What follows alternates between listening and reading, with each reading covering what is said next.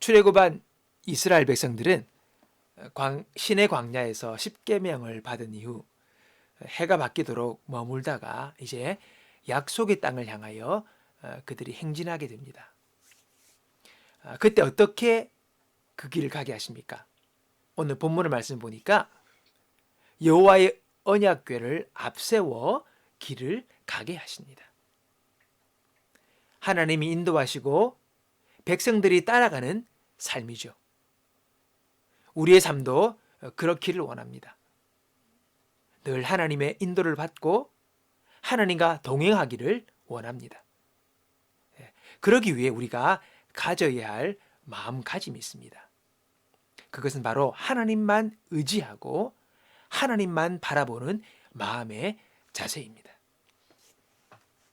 요즘 대통령 선거와 관련된 뉴스가 많이 나옵니다. 대통령의 위치가 정말 중요하니 훌륭한 분이 뽑혀야 할 것입니다. 그래서 때때로 마음이 쓰이기도 하지요. 돌이켜보면 그 역대 대통령 선거가 있을 때마다 교회 어른들이 하는 기도가 있었습니다. 하나님을 신실하게 경외하며 국민을 두려워하는 지도자를 주십시오. 그런데 이번에는 이 기도가 이루어질 가능성이 좀 거의 없어 보입니다. 현재 유력 후보 중에는 그런 분이 없는 것 같습니다. 자, 그러면 하나님의 은총이 끝난 것인가? 그렇지 않습니다. 여러분, 소망은 후보에게 있는 것이 아니라 하나님께 있기 때문입니다.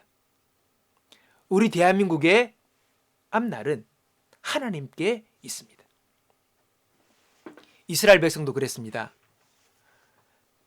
백성은 모세를 절대적으로 따랐습니다. 모세가 하나님인 것처럼 따랐습니다. 모세가 십계명을 받기 위해 산에 오르고 보이지 않자 그들은 금방 불행해합니다. 그래서 금송아지 우상을 만들었지요. 잠시 보이지 않아도 불안할 정도로 그들은 모세를 절대시했습니다. 그러면 정말 모세가 대단한 사람인가? 아니에요, 여러분. 그도 연약한 인생입니다. 좌절했고 분노했지요. 혈기도 부렸습니다. 하나님의 후광 아래서 모세가 빛난 것이지 하나님 없는 모세는 다른 사람과 다를 바가 없었습니다. 하나님이 함께 하시면 모세가 아닌 누구여도 상관이 없습니다. 모세가 죽고 난 뒤 여호수아를 보십시오. 하나님이 그를 세우시고 붙드시니 아무 문제가 없었습니다. 여러분, 우리나라도 대통령이 망명을 한다거나 암살된다거나 투옥되거나 마음 아프게 세상을 떠나는 부끄러운 역사가 있었습니다. 그런 걸 보면 우리나라는 완전히 주저앉았어야 하지 않습니까? 대통령, 나라를 이끄는 그 사람들이 그래 되었으니. 그러나 아직 우리나라는 건재합니다.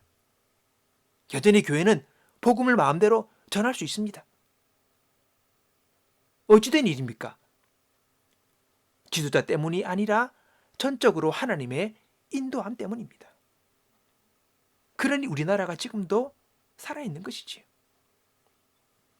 그렇다면 우리의 기도도 바뀌어야 합니다.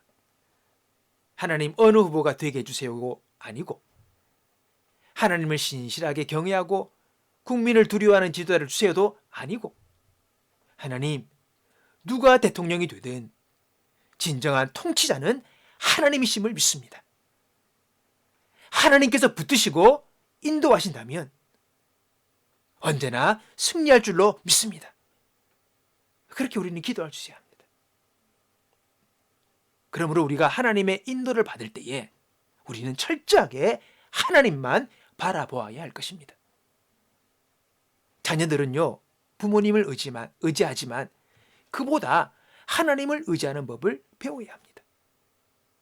성도들도 사역자들을 의지할 것이 아니라 그 너머에 하나님을 바라볼 수 있어야 합니다. 나를 도와주고 친절을 베푸는 분을 의지할 것이 아니라 철저하게 하나님만을 바라보아야 합니다. 이것이 하나님의 인도를 받는 자의 마음가짐이어야 한다는 것이지요. 여러분, 하나님을 믿읍시다. 하나님이 나를 사랑하심을 믿읍시다. 한순간도 나를 떠나지 않으심을 믿읍시다. 나를 돕거나 의지할 사람을 찾기 전에 먼저 우리의 중심이 하나님을 의지하는 신실한 사람으로 다 세워지기를 기도합니다. 그래서 올 한 해뿐만 아니라 우리의 평생의 삶 가운데 우리 하나님께서 나를 인도하시는 그 놀라우신 인도하심을 누리며 살아갈 수 있는 저와 여러분 되시기를 주님의 이름으로 축원합니다.